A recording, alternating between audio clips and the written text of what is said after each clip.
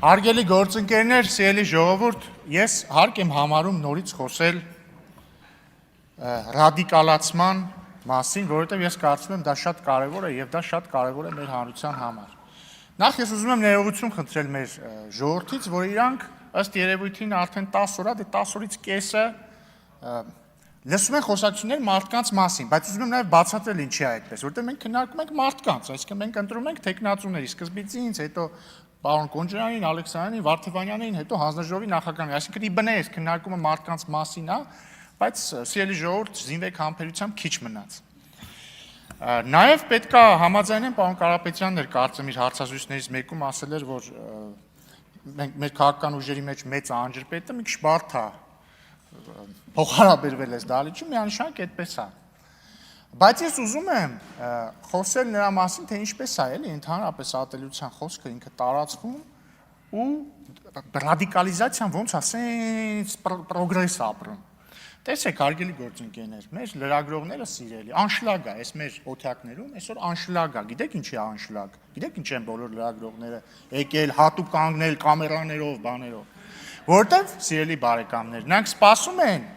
երբ է ծեծկրտուկը սկսելու, երբ է մարդա մեկը դառնալու բոքսի տանձիկ, որ իրանք էլ ահասարսուր վերնագրերով գրեն ազգային ժողովում նորից ծեծկրտուկ է, նորից վիրավորում են իրար։ Ասեմ ավելին, այս սկզբի մի քանի օրը, երբ որ լրիվ հանգիստ իրավիճակ էր, նայում եմ մի քանի սիրելի լրատվամիջոց կա, ասենք երկու հոգի իրար հետ հանգիստ խոսում են, գրած է սկանդալ ազգային ժողովում։ Ասենք Վարդևանյանի հետ ժպիտով խոսում են, գրել է Վարդևանյանն ու Ռուբինյանը վիճեցին ազգային ժողովի ամբիոնում, բան։ Ընդ որում, բայց ուշադրություն դարձնեք, այդ նույն լրատվամիջոցները կրկնակի բան են անում։ Նայեք, համ գրում են այս ազգային ժողովը բազարի տեղ է, այսինքն դրանք ինչ են անում, սա որ իրար հայոյում են, բայց միևնույն ժամանակ, օրինակ հերիքա, մի անգամ ընդդիմադիր խմբակցության, ասենք ղեկավարը, ասի հա, սրիկը ասելը սխալ էր, կասեն ոնց թե, այս դուք fake ընդդիմություն եք, այս դուք բան չեք, կամքից զուրկ եք, ընդ որում դա կասեն համ լրագրողները, այն նույն լրագրողները, որ սպասում են միացտեղ բան լինի, բազար լինի ու ծեծու ջարդ։ Դա ասում են նաև այն մարգինալ քաղաքական ուժերը, որոնք չեն անցել ազգային ժողով։ Այդ թվում ասում եմ, այս դահլիճում ներկա մարգինալ որոշ քաղաքական ուժ։ Եվ հարգելի գործընկերներ, ընդ որում ես հետևել եմ երեկվա իրադարձությունը։ Ես անկեղծ շատ եմ գնահատում, որ երեք պարոն Կարապետյանը ասաց, այո, ես կարծում եմ, որ պարոն Ղազարյանի արտահայտությունը դուրս էր բարեվարկության կանոնից։ Եվ գնահատում եմ, որ ասաց, լավ, ֆրակցիայի նիստ կանենք, կհայտնենք մեր որոշման մասին, բայց դրանից հետո ես հետևել եմ լրագրողների, այդ մարգինալ քաղաքական ուժերի արձագանքներին, որ ասում են ոնց դուք ուզում եք բարեկրթության մեջ մնաք, ոնց կարելի է ասել, չէ, լավ է արել։ Այսօր տեսան որ Facebook-յան էջում, որ եկեղեցիներ բանի Մուրնի բյուրականի եկեղեցու հոգևոր հայրը դրել է պարոն Ղազարյանի նկարը որպես հերոս, ասել է շնորհակալ եմ պարոն Ղազարյան։ Աբսուրդ, լիակատար աբսուրդ։ Բայց հարգելի գործընկերներ, ես իհարկե հասկանում եմ, ասում եմ բոլոր քաղաքական ուժերը ունեն ընտրողներ, որոնք նաև ըստ լրություն հարգելի գործընկերներ։ Պարոն Ալեքսան, խնդրում եմ վարեք նիստը։ Հարգելի գործընկերներ, բոլոր քաղաքական ուժերներ ունեն իրանց ընտրողների ցանկությունները, բնականաբար մեր ժողովրդի տարբեր հատվածներ չեն սիրում տարբեր քաղաքական ուժերի։ Այդ թվում քարոզարշավի ժամանակ էլ գագաթնակետին է դա հասնում, նորմալ է դա։ Բայց ներողություն խնդրելը վիրավորանքի համար ամենևին թուլություն չի, հարգելի գործընկերներ, բացարձակ թուլություն չի։ Հակառակը դա գիտակցում է, որ մեր ժողովրդի ռադիկալիզացիայի, նկատի ունեմ միմյանց հանդեպ ռադիկալիզացիայի շղթան պետքա կոտրել, այդ շղթան պետքա կոտրել։ Պարոն Վարդևանյանը ամենևին իմ երազանքների ազգային ժողովի փոխնախագահ չի։ Իմ երազանքների ազգային ժողովի փոխնախագահները Ալեքսանյանն ու Կոնջրանյանն են։ Մեկ էլ ես անցած գումարման ժամանակ։ Բայց ես ընտրել եմ Վարդևանյանին, որտեղ ես հասկանում եմ, որ նույնիսկ եթե ինքը իմ երազանքների ազգային ժողովի փոխնախագահը չի, այդ տեղը տրված անդիմությանը ես չեմ ուզում զրոյական խաղ լինի սա։ Նույն կերպ ձեր հանձնաժողովի նախագահի տեխնացուներին ես ուզում եմ ուղիղ ասել, մենք չունենք որոշում, որ ավտոմատ չենք ընտրելու, մենք լսելու ենք եւ ըստ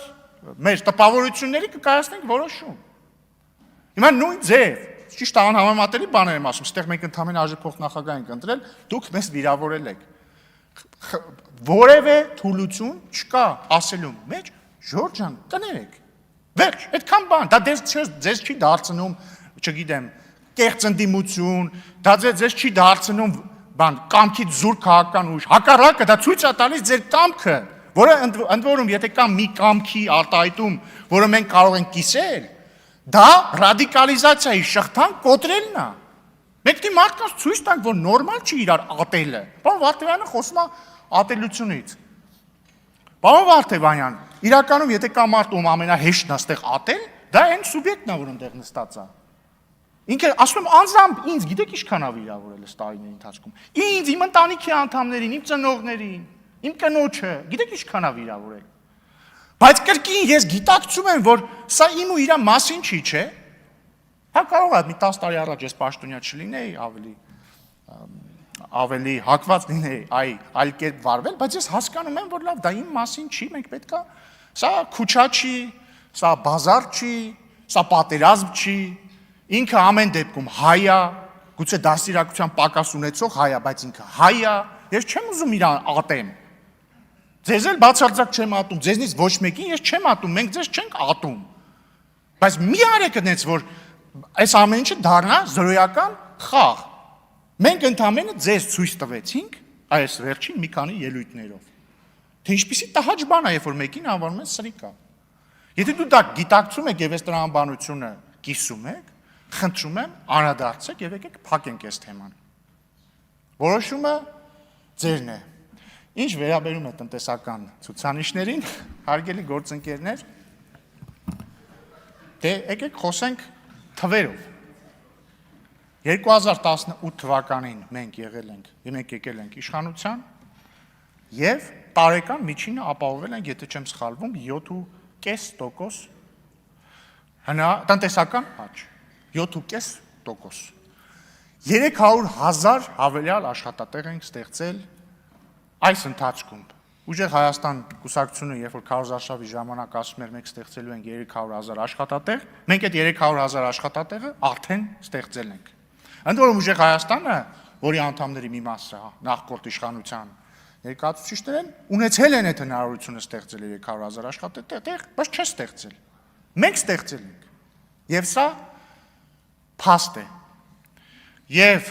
ես կարծում եմ, որ եկել է ժամը, ընդ որում այս ամեն ինչը տեղի է ունեցել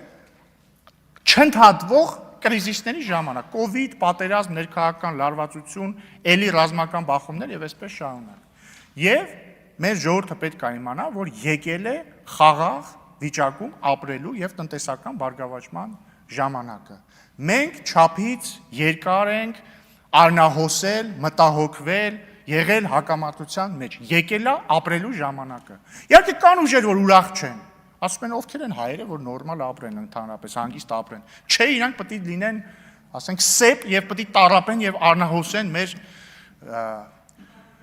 մեր աշխարհաքաղաքական ամբիցիաների համար։ Ու դրա համար էլ իրանք օրինակ որոշակի քայլերի են դիմում, որպեսզի մեր հարգարժան ընդդիմությունն էլ գա այդ քայլերից ելնող խնդիրները այստեղ բարձրաձայնի, որ խոսալու բան ունենա, բայց ես վստահ եմ, որ մեր ժողովուրդը ամեն ինչ շատ լավ գիտակցում է։